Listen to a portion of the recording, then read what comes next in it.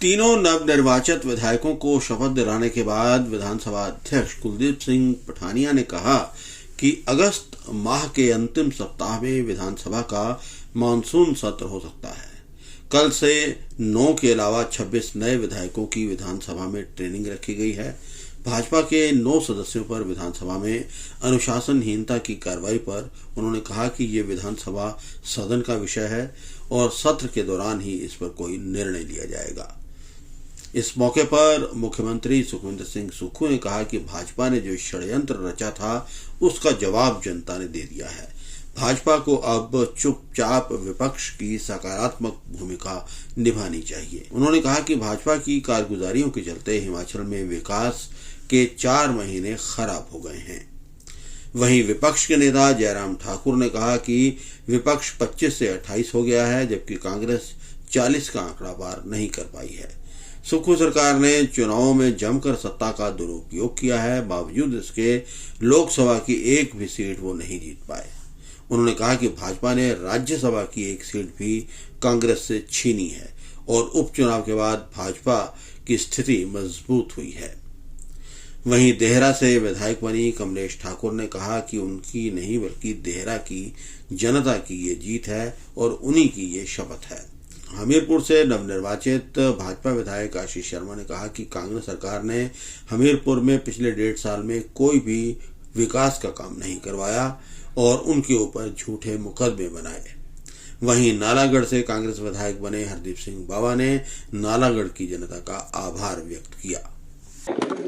देखिए, सर्वप्रथम तो मैं आप सभी के चैनल के माध्यम से हमीरपुर की देवतुल्य जनता का और उस परमपिता परमात्मा शंकर महादेव का धन्यवाद करता हूं, जिनके आशीर्वाद से, जिनकी कृपा से आज दूसरी बार विधायक के रूप में शपथ लेने का अवसर मिला।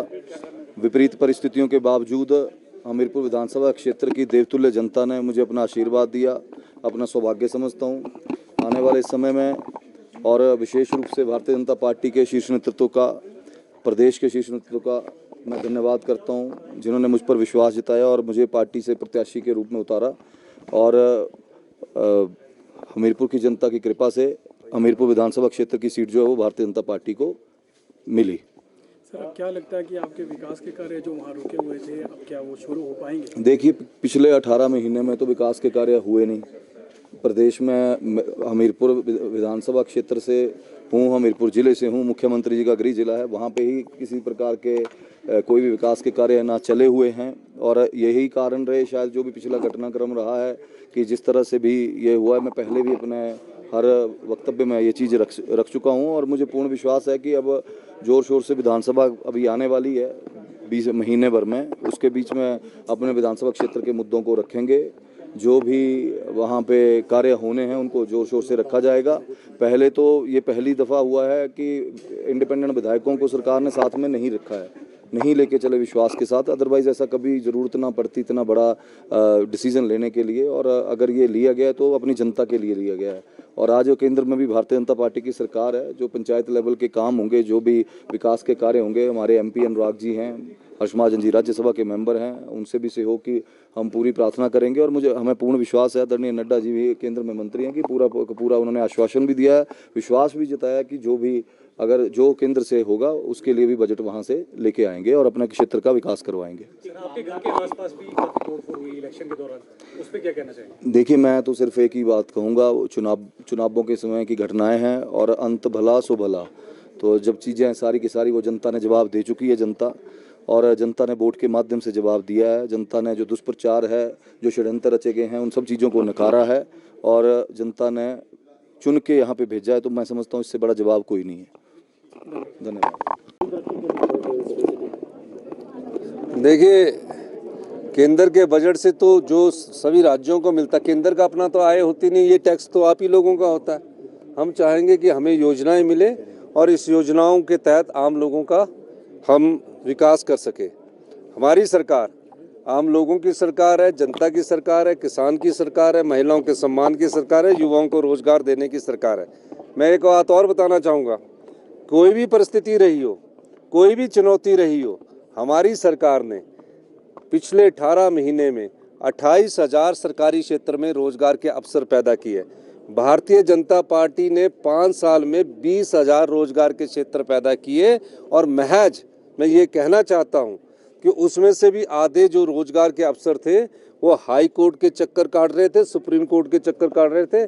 हमारी सरकार ने फैसला लेकर उसमें फैसला किया और उनको हम अपॉइंटमेंट लेटर देने जा रहे हैं। सर, वित्तीय मोर्चे पर किस तरह की चुनौतियां आपको लग रही है और किस रणनीति के साथ अब सरकार इसमें? देखिए, वित्तीय हालत जो जयराम ठाकुर जी ने पिछले 5 साल में हमारे पास छोड़ के गए, उसमें हमने 20% का सुधार किया, लेकिन हालत इतनी अच्छी नहीं है। और इस हालत के लिए अगर कोई जिम्मेवार है, हमें बोल रहे हैं कि कर्जा ले रहे, मैं तो ब्याज चुकाने के लिए कर्जा ले रहा हूँ। इन्होंने जो कर्जा लिया वो विकास के नाम पर करोड़ रुपया खर्च किया, लेकिन विकास नहीं हुआ।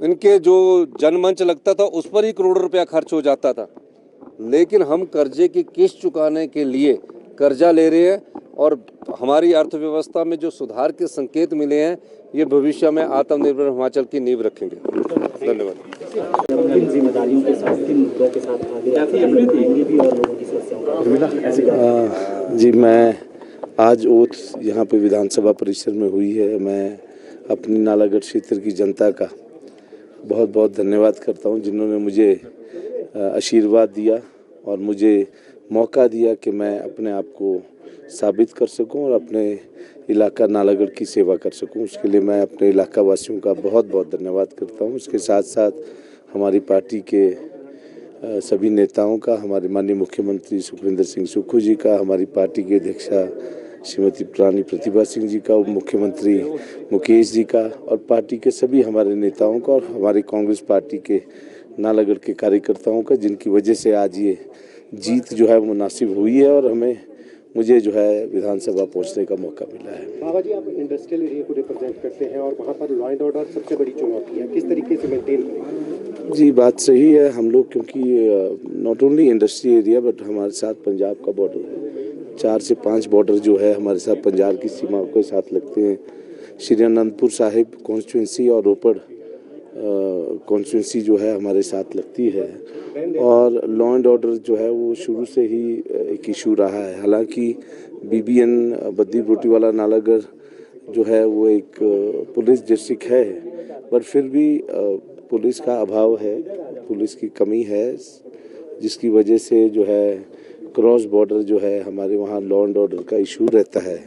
चाहे वो नशे की तस्करी की बात है या लॉ एंड ऑर्डर की बात है, मुझे विश्वास है इस सरकार में उसका कुछ ना कुछ हल जो है हम लोग कर पाएंगे और उसकी रोकथाम के लिए जो है जो भी कड़े स्टेप्स उठाने की जरूरत पड़े वो उठाएंगे।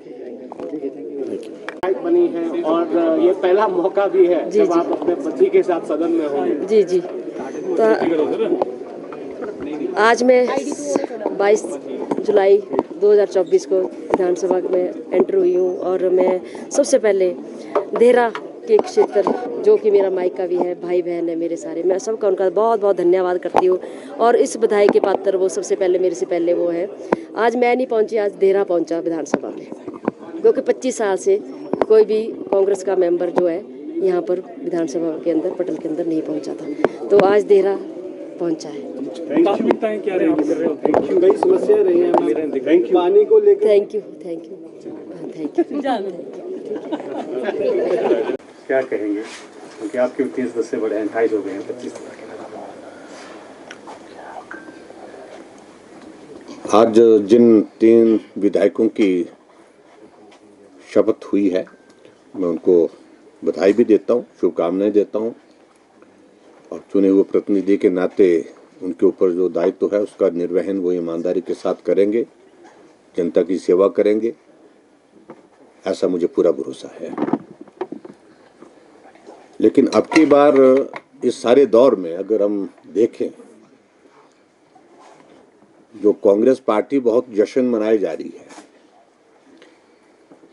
और जश्न मनाने के लिए यही कहते हैं कि हम जीते हैं। अगर परिणाम पर अगर हम नजर मारें तो जीते भी हैं और हारे भी हैं। ये एक दल के साथ नहीं, दोनों दलों के साथ एक जैसे मतलब इस तरह की एक परिस्थिति है। लेकिन दूसरी तरफ से हम इस बात को कह सकते हैं कि जहां हमारी बात है, भारतीय जनता पार्टी की अगर बात है, हम कांग्रेस से बहुत चीजें छीन करके लाए हैं। राज्यसभा की सीट जो स्वाभाविक रूप से कांग्रेस के खाते में जाने वाली थी, वो हमने छीनी है। मंडी की लोकसभा की सीट जो कांग्रेस के पास थी, वो हमने कांग्रेस से छीनी है, भारतीय जनता पार्टी ने जीती है। 6 विधायक कांग्रेस पार्टी के जो निष्कासित हुए, जहां उपचुनाव हुआ, उनमें से 2 सीटें हमने कांग्रेस से छीनी हैं। और जो आजाद विधायक के नाते 3 उपचुनाव अभी हाल ही में संपन्न हुए, जिनका शपथ समारोह आज हुआ, उसमें भी हमने 1 सीट जीती है। हम 25 से 28 पहुंचे हैं और कांग्रेस पार्टी बड़े लंबे संघर्ष के बाद, जिसको कह सकते हैं कि वो 40 थे, 40 पर ही है। और इसलिए मुझे लगता है कि आसानी से हम आकलन कर सकते हैं कि किसने खोया और किसने क्या पाया इसमें। और उस दृष्टि से मैं कह सकता हूं कि भारतीय जनता पार्टी ने खोया नहीं है, हमने हासिल किया है। ठीक है, हिमाचल प्रदेश में कांग्रेस पार्टी की सत्ता है, उसको थोड़ी ताकत मिली है, लेकिन ये दौर एक जो था वो पूरा हुआ है। आगे के दौर के अभी इंतहाम बाकी है। तो इसलिए मैं इतने ही कहूँगा कि अब विधानसभा का मॉनसून सत्र आने वाले समय में होने वाला है और विपक्ष की भूमिका निश्चित रूप से प्रभावी रहेगी। जो महत्वपूर्ण मुद्दे हैं, जनहित के हैं, प्रदेश हित के हैं, उन तमाम मुद्दों पर हम हिमाचल प्रदेश की विधानसभा के अंदर अपनी आवाज़ बुलंद करेंगे। आवश्यक लगेगा तो विधानसभा के बाहर भी करेंगे। और मैं इस बात को भी देख रहा हूं कि हिमाचल प्रदेश में जिस प्रकार से सत्ता कांग्रेस पार्टी ने हासिल की, तो वादे किए थे, और जब वादे किए जाते हैं, उन वादों को पूरा करने की दिशा में आगे बढ़कर के काम किया जाता है। मैं फिर से उन्हीं गारंटियों की अगर बात करूं, उसमें एक बात आप देख रहे होंगे, वादा तो ये किया था उनने कि हिमाचल प्रदेश में सरकार बनने के बाद हम बिजली 300 यूनिट फ्री देंगे। ये हमने तो नहीं कहा था उनको। प्रदेश की आर्थिक स्थिति ऐसा नहीं है कि उनको वाकिफ नहीं थे, उससे वाकिफ नहीं थे पहले, वो सबको मालूम था, लेकिन फिर भी उसके बावजूद वादा किया, चीख चीख करके बोले, लोगों के बीच में बोले, हर जगह बोले, लगातार बोले। और अब देखा आपने कि फिर से एक दौर ऐसा आया कि उन्होंने 125 यूनिट बिजली फ्री देने का जो वादा किया था, उसको एक तरह से वापिस ही ले लिया। जिन कैटेगरीज की बात की, उस कैटेगरी में बहुत बड़ा नंबर होता है।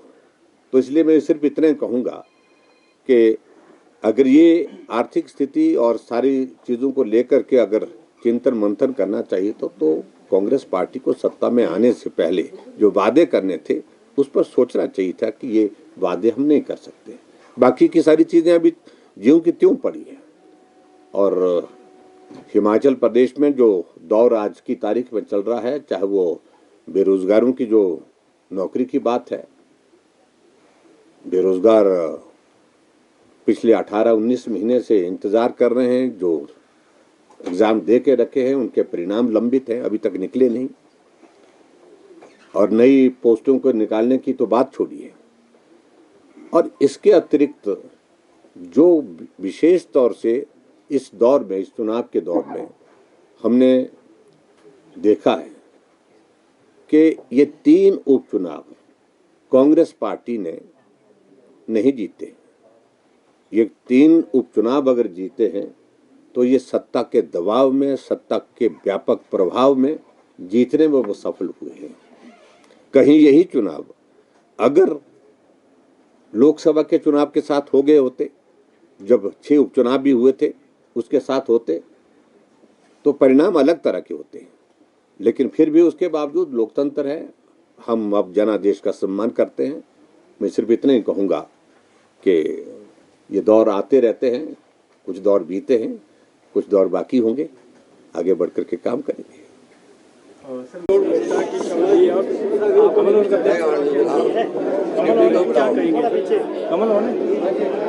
मेरी चुने हुए सभी अभी 9 चुनाव हुए और उसमें जो माननीय विधायक चुन के आए उन सबको मेरी शुभकामनाएं